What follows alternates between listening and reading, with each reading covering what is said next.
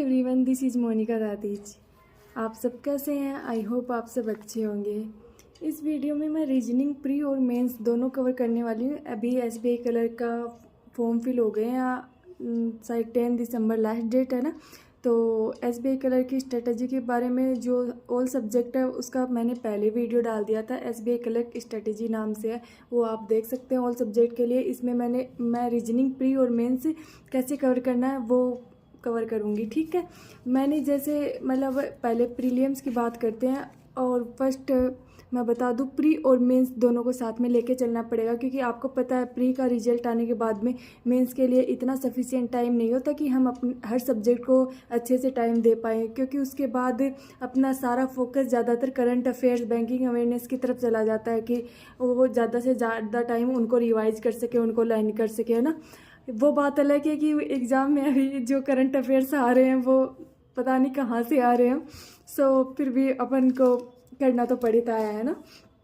तो अपन बात करते हैं रीजनिंग की। रीजनिंग मैंने जब स्टार्ट किया था ना, जब मेरी स्पीड नहीं थी, एक्यूरेसी नहीं थी, तो मैं पहले डेली का आना मतलब विथाउट स्किप वन डे मैं डेली 10 से 15 पजल लगाती थी, डेली लगाती थी, है ना। और उसके बाद में टॉपिक टेस्ट, सेक्शनल टेस्ट, उन सबको कवर करती रहती थी।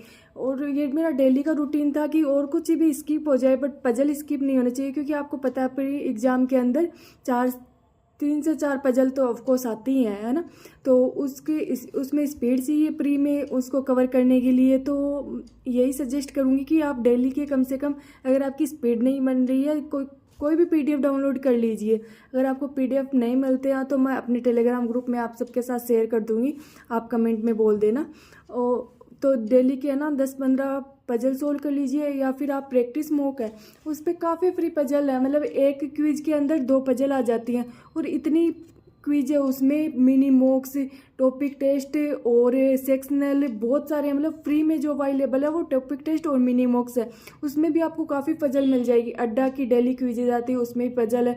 गाइडली है, गाइडली की जो फ्री क्विज आती है उसमें डेली आपका हर टॉपिक कवर होगा। ऐसे मतलब टारगेट कर लीजिए कि एक क्विज में 2 पजल आ रही है ना, तो अपन को 5 क्विज तो करनी है कम से कम, है ना, जिससे 10 पजल कवर हो जाए। और उससे अदर क्वेश्चन भी जो उसमें टॉपिक टेस्ट के अलावा है वो अदर क्वेश्चन भी कवर हो जाएंगे।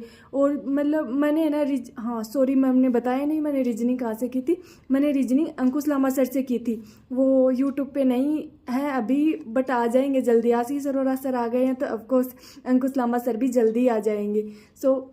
उनके मेथड्स मतलब बहुत क्लियर मेथड्स हैं। मुझे नहीं लगता वाईटी पे उनके जैसा कोई रीजनिंग बता सकता है। तो मैंने सारे सब्जेक्ट उनसे कवर की, मतलब सॉरी रीजनिंग उनसे कवर किया है।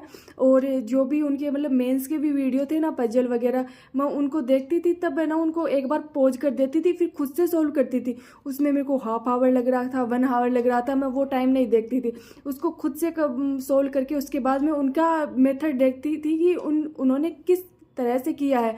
मतलब मैं ज़्यादा सोच रही हूँ या फिर उनको भी उतना ही टाइम लगा वो सब चीज़ें कवर करने में। यही कह कि ना आप डेली के जब तक 20-30 दिन जितने भी एग्ज़ाम के बचे हैं ना, आप डेली के आना एक वो डेली का पजल कवर करो। और जिस भी टॉपिक में आपके नेगेटिव जाते हैं ना, जिस भी सब्जेक्ट में मतलब सॉरी जिस भी टॉपिक में, जैसे सिलोज हो गया, इनइक्वलिटी हो गई, या फिर कुछ भी अल्फ़ाबेट वाले वो अल्फ़ा न्यूमेरिक सीरीज, कुछ भी आपको कवर करना है, जिसमें भी नेगेटिव जा रहे हैं ना उसकी 4-5 क्विज कर दो दिन की, है ना। तो फिर आपका नेगेटिव जाना बंद हो जाएगा, क्योंकि उससे आप क्विज करोगे ना, जैसे जैसे क्विज करते जाओगे आपके सारे कॉन्सेप्ट उस टॉपिक से रिलेटेड कवर होते जाएंगे। ठीक है, तो आप रीजनिंग है प्री के लिए इतना काफ़ी है। और डेली का एक मॉक तो एसबीआई का देना ही है प्रीलिम्स का। और उसके बाद 2 दिन से या फिर 2-3 दिन से एक आप मेंस का सेक्शन दे दो। मैं फुल मॉक नहीं बोल रही मेंस का देने के लिए, क्योंकि उसमें टाइम लगता है और फिर उसका सॉल्यूशन पूरा एक दिन चाहिए। वो वीक में एक बार कर लो। और जो मेंस का सेक्शनल है ना वो डेली दे दो। डेली मतलब आज रीजनिंग का दे दिया तो उसका रीजनिंग का मेंस का सॉल्यूशन हो गया, फिर कल अदर सब्जेक्ट का दे देना। ठीक है। और मेंस के लिए रीजनिंग में आप पजल तो हाँ अपन को ना एग्जाम टाइम में कभी कभी पजल भी सोल्व करनी पड़ती है। जैसे SBI PO मेंस था, उसमें कुछ भी ऐसे करने का नहीं था कि मैटर आप अगर मतलब में वो मिसलेनियस क्वेश्चन उठा सके। 2-3 मुश्किल से होंगे और सारी पजल्स थी। तो पजल पे भी कमांड करना ज़रूरी है, जिससे आपकी माइंड शार्प हो, या फिर आप एग्ज़ाम टाइम में आपके पास सफिशेंट टाइम बच पाए कि आप उस पजल को अच्छे से अटेम्प्ट कर पाओ। तो आप है ना 2 या 3 पजल, दो सफिशेंट है, 2 पजल पर डे मेंस का लगा लो, है ना, जिससे है ना मतलब ऐसे सिंपल से पजल नहीं। जैसे मैं बताऊँ, मैं स्मार्ट कीड़ा अटेम्प्ट करती हूँ ज़्यादातर, मुझे स्मार्ट कीड़ा का लेवल अच्छा लगता है और काफ़ी मतलब एग्ज़ाम रिलेवेंट लगता है मुझे उसका। और आप अगर आप रीजनिंग के है ना मतलब ज़्यादा डिफ़िकल्ट साइड में जाना चाहोगे ना, तो वो सॉरी कोई आ गया था। तो आप अगर है ना, क्या बोल रही थी मैं, हाँ रीजनिंग आप पजल है ना मेंस का दिन में 1 या 2 पजल तो अटेम्प्ट जरूर करें मेंस का। 1 दिन 2 दिन छोड़ के कर ले, बट उससे हैबिचुअल रहे ताकि वो आदत ना जाए मेंस पजल के। मतलब वो माइंड में हो जाता ना, इतना बड़ा पजल हमसे अटेम्प्ट होगा कि नहीं होगा, अपन उसको उठाएं करें, उसमें टाइम वेस्ट ना हो। और इनपुट आउटपुट सॉरी, तो वो चाइनीज़ होता है, चाइनीज़ कोडिंग डिकोडिंग होती है, इसके बाद में हाई लेवल के इनपुट आउटपुट, वो भी एक बार मतलब उसमें है ना इवन ओड 1-2 बार आप उसको कर लोगे ना, मतलब ऐसे कर लोगे, डेली नहीं कर रहे हो ना तो वीकली बेसिस पे उसको 4-5 इनपुट आउटपुट सोल्व कर लो। उसमें क्या मेथड क्या अप्लाई हो रहा है ये सब चीज़ें देख लो।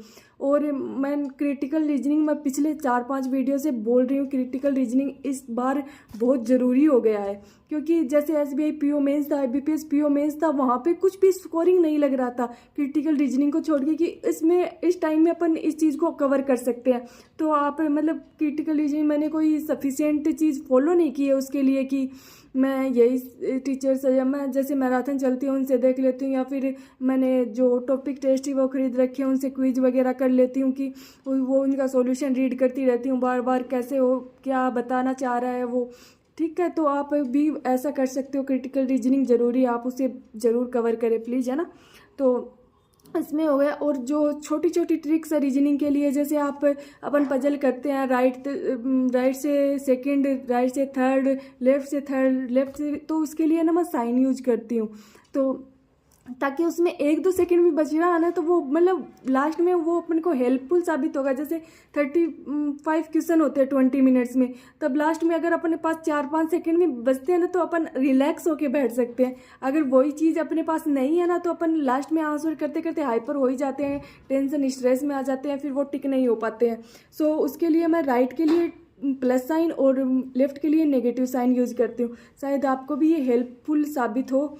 तो ऑफकोर्स मैंने रीजनिंग का इसमें सब कुछ कवर कर दिया है। और मॉक टेस्ट, सब मुझे पूछते हैं आप कौन से मॉक टेस्ट करते हैं, तो मैं मॉक टेस्ट स्मार्ट कीड़ा के करती हूँ। और प्रैक्टिस मोड ओली बोर्ड भी मेरे पास है, तो ओली बोर्ड का भी मैं बीच बीच में लाइव टेस्ट, लाइव मॉक और मेंस का ओली बोर्ड का भी सोल्व करती रहती हूँ। पर मैं प्रायोरिटी ज़्यादा स्मार्ट कीड़ा और प्रैक्टिस मॉक को ही देती हूँ। ठीक है, तो आई होप आपके रीजनिंग से रिलेटेड इस वीडियो में सारे डाउट क्लियर हो चुके हैं। अगर आपको फिर भी कोई डाउट है तो आप कमेंट में बता सकते हैं, या फिर मेरे टेलीग्राम ग्रुप, मेल, मुझे कहीं भी कनेक्ट हो सकते हैं अपने डाउट्स पूछने के लिए। Okay, thank you.